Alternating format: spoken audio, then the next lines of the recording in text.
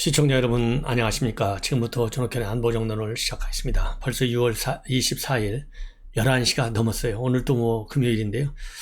뉴스가 굉장히 중요한 것들이 많이 나옵니다. 윤석열 대통령이 굉장히 중요한 입장을 오늘 출근길 이 도어스태핑 이 질의 답변을 통해서 밝혔는데요. 김창룡 경찰청장 용태론이 지금 지금 떠오르고 있지 않습니까? 이 용태론과 관련해서 한마디 했어요. 임기 한 달 정도 안 남았는데 그게 뭘 그렇게 중요하냐. 예, 그래서 이것은 치안감 인사와 관련된 지금 사태가 났지 않습니까? 이 인사 번복 사태와 관련해서 중대한 국기문란이다. 이렇게 질타를 했어요, 어제 바로.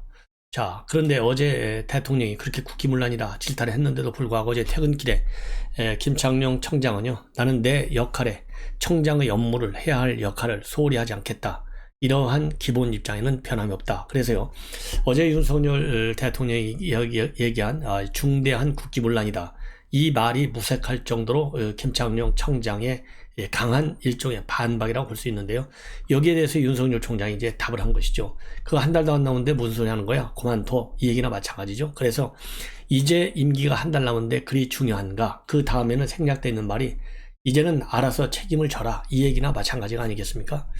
자, 그리고요, 지금 이제 이준석 대표의 징계 문제가 우리 국민의힘에서는 굉장히 큰 현안인데요. 여기에 관해서 어제 이준석 대표가 윤석열 대통령이 거기에까지 의중을 표시했겠느냐, 이 당 문제에 관해서는 별로 개입을 안 한다, 이렇게 입장을 발표했는데, 그러다 보니까 오늘요 또 이 질문도 나왔어요. 이런 당내 갈등 상황이 지금 예사롭지 않습니다. 예사롭지 않다 보니까요, 이 당 원로들도 또 질타를 하고 있고, 홍준표 대구시장 당선인도 어제에 이어서 오늘 또 한마디 했어요. 오늘은 딱 한마디 했다고 그래요. 놀고 있네. 이렇게 딱 한마디 했다고 하는데, 여하튼 말이죠. 그래서 이제 어제 홍준표 의원의 얘기를 보면, 최고위원이 당대표를 그렇게 들이받는 것도 아니다. 그리고 당대표도 그렇게 하는 거 아니다. 양변으로 나오면서도 이 배현진, 아주 친홍계의 제1등 선수인데, 이 배현진 의원이 당대표에게 일종의 이제 반발하고 항명하는 것 같이 이렇게 따지는 이런 듯한 자세에 대해서 비판하는 비중이 좀 컸는데요. 이런 걸 두리뭉실하게 묶어서 오늘은 놀고 있다, 이렇게 얘기를 했어요. 한마디로 놀고 있네, 이게요, 우리 정말 국민의힘 이준석과 이 배현진을 보는 그런 시각과 비슷한 시각이 아닌가 싶고, 저도 어제 이제 둘이서는 이런 이 갈등을 자제하는 게 좋겠다, 이러한 입장을 발표했는데요. 저도 그렇게 해석을 했는데, 오늘 보도로 나오면 국민의힘 내부에서도 이제는 자제하라, 이런 얘기가 압도적으로 많다고 합니다.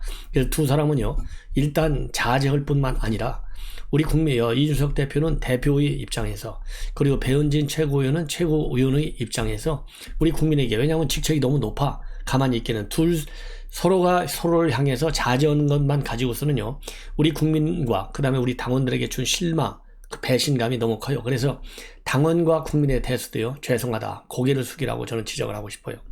그리고 이제 주 52시간 근무제 이 개편하는 문제가 지금 언론에 보도되고 있는데, 이와 관련해서는요, 아직 정부 공식 입장은 아니다, 이렇게 밝혔어요. 그러면서 어제 보고를 받지 못한 게 아침 언론에 나와서 한번 확인해 봤는데, 노동부가 발표한 게 아니고 이 부총리가 노동부에 아마 민간연구회라든가 이런 분들의 조언을 받아서 노동시장의 유연성에 대해서 검토해보라 라고 한 얘기가 언론에 나온 것이지, 아직 정부 공식 입장으로 발표된 것은 아니다. 왜냐하면 주 52시간제 이 개편을 어떻게 하냐면, 지금 이게 9 to 6로다가 너무 엄격하게 매이다 보니까요, 이 업무의 연속성이 이제 차단이 되는 거예요. 그러다 보니까 업무의 효율성이 없어지는 겁니다. 무슨 일을 집중적으로 해야 할 때가 있고, 밤새면서 할 때가 있고, 아니면 좀 여유 있게 좀 쉬어가면서 할 때가 있는 거 아니겠어요?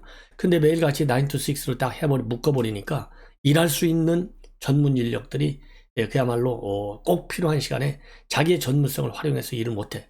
그러니까 일의 능률성과 효율성이 떨어질 수밖에 없어요. 그래서 지금 일간 언론 보도를 보면 총량제로 바꾸겠다, 주당 총량제, 이 월당 총량제, 하여튼 총량제로 바꾸면서 시간을 융통성, 그러니까 오늘 저녁에 내가 날을 샜다 그러면 내일이나 모레는 한 2시간씩만 일해도 된다, 이거예요.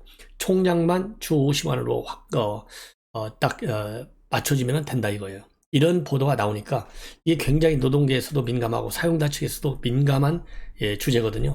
이거에 대해서는 정부의 공식 입장이 아니다라고 일단 선은 그어놨습니다. 그래서 오늘 발표한 입장 중에서 가장 중요한 것은 김창룡 청장의 책임을 대통령이 직접 제기하고 나섰다라는 점에 만 상당한 의미가 있는 것 같습니다. 그래서 이것은요, 이 대통령이 볼 때도 경찰이 지금 행안부에서 마련하고 있는 이 자문위원회가 권고한 권고안에 대해서 경찰이 반발이 지금 생각보다 굉장히 강하다. 이걸 이대로 놔서는 이제 경찰이 난으로 비화되는 거 아니냐. 이것만큼은 용납할 수 없고 그 정점에 있는, 왜냐하면 김창룡 총장이 유럽까지 가려다가 이거를 가지 않았지 않습니까? 가지 않고 행안부의 권고안이 나오면 입장을 발표하겠다 했는데요. 권고안이 나왔을 때 오후 5시에 긴급 간부회의를 열었어요. 몇 시간 동안. 그리고 나서 내가 직에 연연하지 않겠다, 이런 입장을 반복적으로 내놨거든요. 그렇기 때문에 경찰청장까지도 행안부 장관의 이 보고된 권고안 거부한다는 것밖에는 볼 수 없잖아요. 그러니까 행안부 장관에 대한 이 거부는 결국 대통령에 대한 항명이다, 이렇게 심각하게 받아들이는 것 같습니다. 그렇기 때문에 지금 한 달밖에 남지 않았는데 무슨 소리야, 떠나거라, 지우가 싫으면 떠나거라, 이런 거랑 똑같으죠. 그래서 지금 경찰의 상황을 매우 심각하게 보고 있다는 윤석열 대통령의 시각을 아주 쉽게 표현해 준 것이 아니겠느냐, 이런 생각이 들어요. 그리고 지금요, 저도 누차 말씀드렸지만 대부분의 이 언론 보도에서도요, 이 경찰의 비리에 대한 권력을 통제할 수 있는 장치 없이 검수완박을 한 거에 대한 국민들의 불만, 그리고 불안, 이런 것이 굉장해요. 그러다 보니까 피해를 보는 사람은 선한 국민만 피해본다, 좋은 사람은 범죄인만 좋아진다, 이런 거 아니겠어요? 그래서 검찰에 대해서도요, 검찰의 수사권 남용, 권력형 수사, 이런 거를 막기 위해서 다양한 형태의 통제 장치가 부과되어 왔지 않습니까? 그런 거와 마찬가지로 경찰의 비리에 대한 권력을 견제할 수 있는 합리적으로 그리고 합법적으로 제도적 보완은 불가피한 상황이라는 점. 다만 이런 거를 이제 추진하는 과정에서요, 경찰 당사자들과의 어떤 이 공감대, 또 공감할 수 있는 어떤 논의의 틀, 이런 것을 만들어서 흔히 얘기하는 절차적 하자라고 하는 것이 법적인 측면에서뿐만 아니라 현실적인 측면에서도 경찰관들의 집단으로서의 경찰의 희망사항이 뭔지도 다시 한번 확인해 보면서 가능한 한 이질감을 줄일 수 있는, 즉 불만의 폭을 줄일 수 있는 그러한 전략을 구사하는 것도 행안부 입장에서는 필요하지 않은가. 힘으로만 밀어붙이면요, 반드시 힘의 역작용이 오게 돼 있어요. 그런 점을 그런 점이 우려가 됩니다. 그리고 지금요, 이 권성동 대표가 상당히 중요한 발언을 했어요. 오늘 유가족들하고요, 이 간담회를 가졌습니다. 이 피격사건 진상조사 TF가. 여기에서요, 뭐라고 얘기했냐면은, 지금 들리는 말에 의하면, 지금 현재 유족들이 서훈 실장을 직권남용으로 고소했는데, 서 실장이 자신의 입장을 표명해야 되는데, 아무런 입장 표명을 하지 않고 있다. 그래서 국정원 전직 직원들을 통해 들은 바에 의하면, 서훈 전 실장이 지금 국내에 없다는 소문이 있는데, 서 실장이 만약에 외국에 나가 있다면 빨리 귀국해서 사건 진실을 밝히는데 협조해야 할 의무가 있다, 이렇게 입장을 밝혔습니다. 그리고요, 이 문재인 정권의 이런 이대진 씨의 월북, 이와 관련해서 2년 가까운 동안이 고인은 물론이고 유가족의 명예 굉장히 실추됐고 국민의 생명을 보호하지 못한 것을 넘어서 오히려 월북몰이를 했는데, 이 해양경찰이 정신공황, 도학빛, 이런 자극적 단어를 동원해가면서 월북을 기정사실화하는 건데, 뒤늦게나마 이거를 고백하고 유가족들에게 사과한 거 다행이다. 그리고요, 이 월북몰이 화살, 문재인 정부의 모든 책임으로 돌리고요, 유족들이 제기한 정보공개 청구 소송에 대해서 국가안보실에서 항소를 취하했지만 여전히 진실이 봉인되어 있고, 우상호 비대위원장이 이거 동의한다고 그랬으니까 하루빨리 이 봉인된 정보, 대통령 기록관실 기록물, 이걸 공개하기 위한 협상에 빨리 착수해 달라, 이렇게 촉구하고 나섰습니다. 그리고 이번 시간에는요, 이 국정 관련 뉴스를 조금 전해드리겠는데, 한겨레 신문에서 단독으로 오늘 보도하고 있는 내용입니다. 지금 한겨레 신문 보도에 의하면 국정원에서요, 27명의 1급 보직국장 전원을 대기 발령을 냈다고 합니다. 그리고서 신임 국장 보직은 아직 발령을 내지 않은 것으로 그렇게 보도가 되고 있고요. 국장 직무 대리를 임명했는데요. 국장 직무 대리를 부임했는데 이거는 이제 임시지 않습니까? 그래서 이 국장 전원을 갖다가 모조리 만약에 배제시키고 전부 다 단장을 직무 대리로 임명했다라고 하는 한겨레 보도가 만약에 사실이라면 이건 매우 이례적인 것이 아닌가. 이걸 볼 때는 윤석열 정부가 생각하기에요. 서훈과 이 박정희 운영해온 국정원 일체 인정할 수 없다. 그러니까 국정원으로서의 본연의 업무를 제대로 수행했느냐? 전혀 그렇게 볼 수 없다라는 단적인 하나의 증거가 아닌가. 이렇게 생각이 됩니다.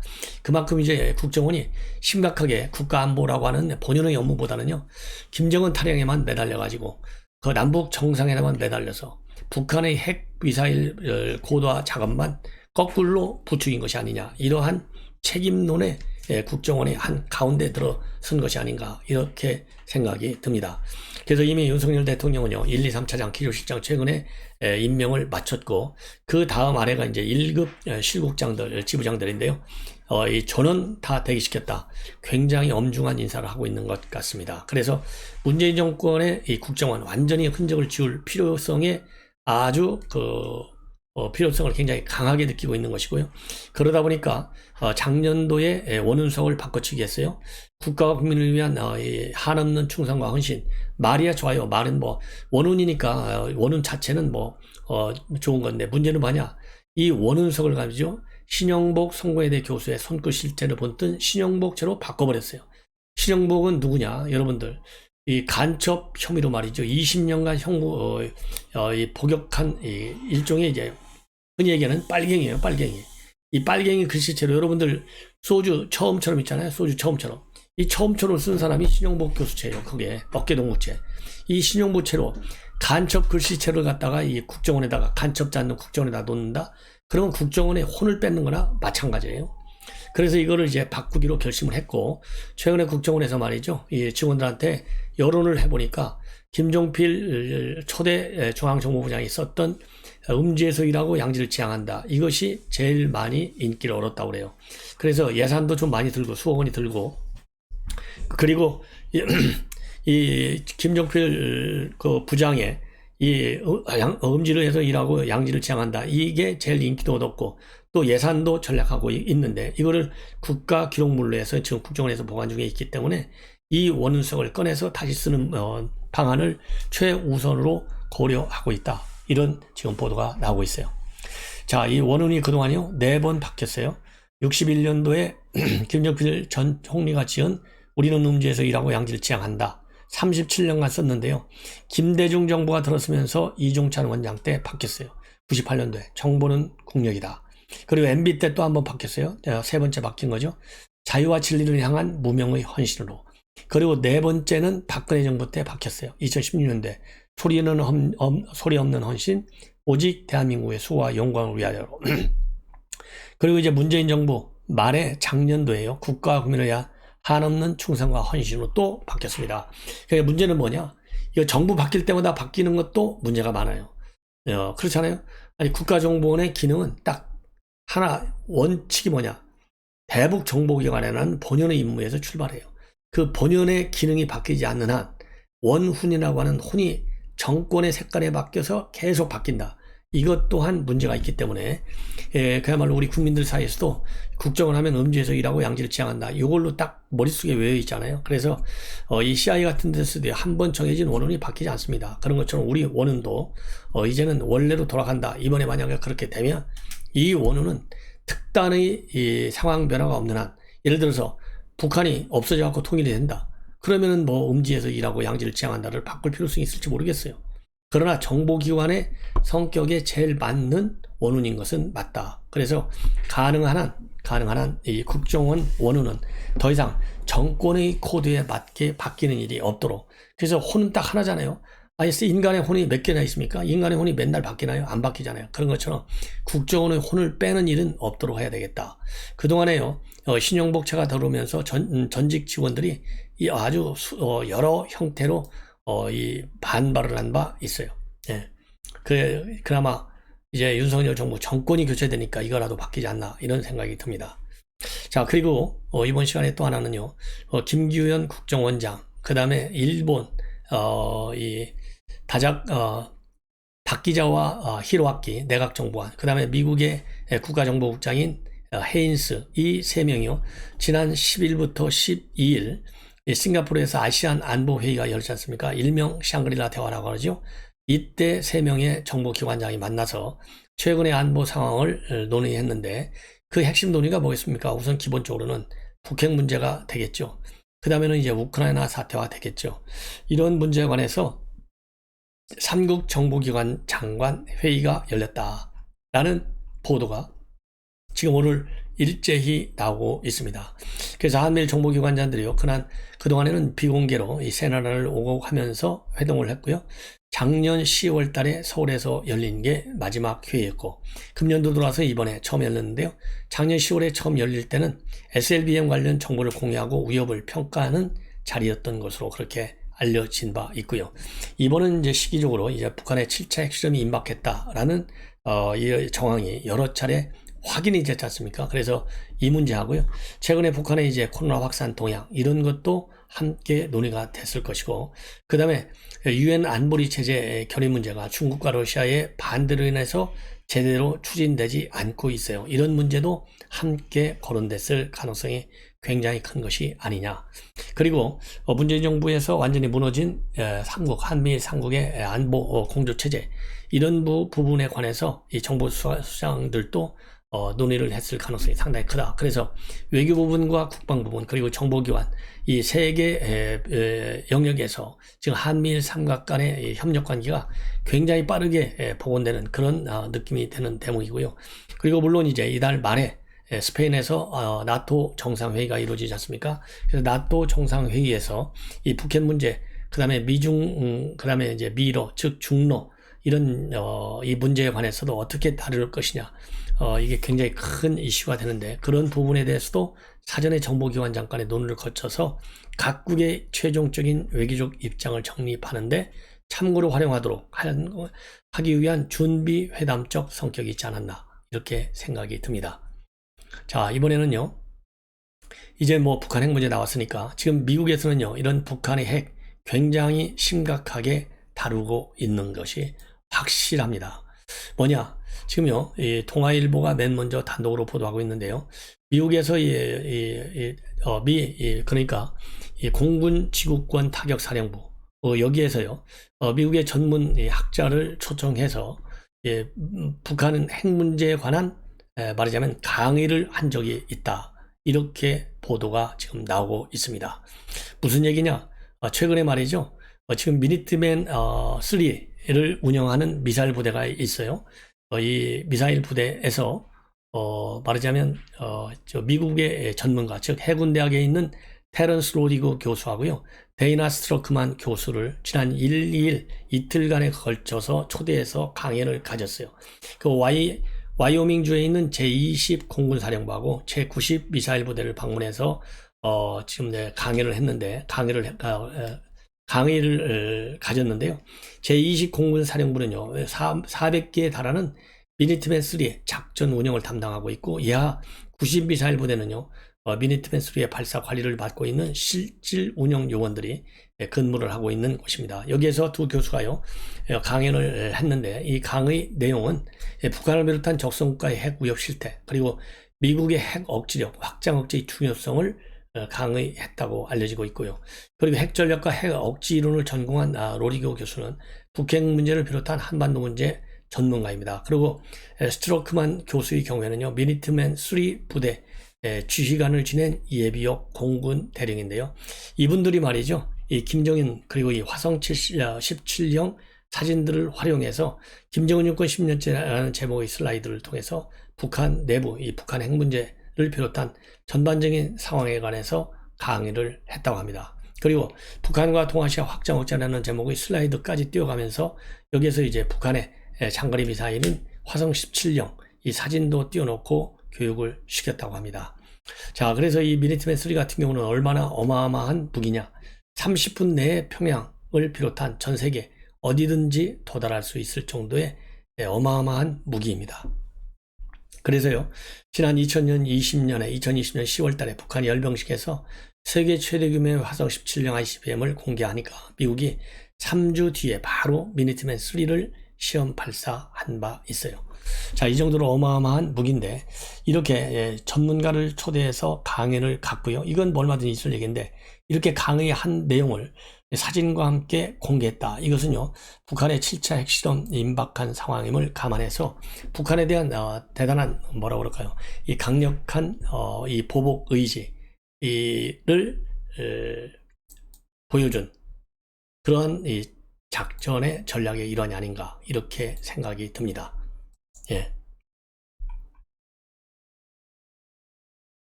그리고 이제 김정은 관련 뉴스를 말씀드리면 김정은이가 말이죠. 이 어제 무슨 북한의 중앙통신에서 보도한 내용인데 조선노동당 중앙군사위 8기 3차 확대회의에 직접 참여해서 주재를 했어요. 21일부터 23일까지입니다. 당 중앙위원회 본부 청사에서 진행됐는데요. 여기서 굉장히 중요한 얘기를 했어요. 바로 뭐냐? 전술핵을 전방에 배치하겠다라는 것으로 해석이 되는 발언을 했다는 점, 이 굉장히 중요합니다. 그래서 북한도 이제 전술핵까지도 전방에 배치해서 이제 운영을 하고 할 가능성이 굉장히 강하게 나타났어요. 그래서 전방부대의 중요 군사행동 계획도 추가한다 이 발표를 했는데, 중요 군사행동 계획 이건 뭐냐? 바로 이제 전술 핵무기를 배치해서 운영한다. 이런 거를 우회적으로 표현한 말이 아닌가 이렇게 생각이 듭니다. 그래서 김정은이가 뭐라고 얘기했는지 참고적으로 보도를 해드리면요. 전군이 당 중앙의 군 건설 사상과 군사 전략적 기도를 들고 일어나 그 어떤 적도 압승하는 강력한 자유를 다져야 되겠다. 그래서 우리 조국의 존엄과 위대한 우리 인민의 안정을 믿음직하게 보호해야 한다. 이렇게 얘기를 하고요. 이 대목이 이제 중요해요. 조선인민국 전방부대들의 작전 임무의 중요 군사 행동 계획을 추가하기로 했다. 작전 임무의 중요 군사 행동 이 추가한다는 얘기는요, 이 전방에 바로 이 전술 핵무기를 배치하겠다라는 의지의 표현으로 보입니다. 그러면서요, 당 중앙의 전략적 기도에 맞게 나라의 전쟁 억정력을 가일층 확대 강화하기 위한 군사적 담보를 내세우는 데서 나서는 중대 문제를 심의한다. 그리고 이를 위한 군사조직 편제 개편안도 비준했다라고 밝히고 있습니다.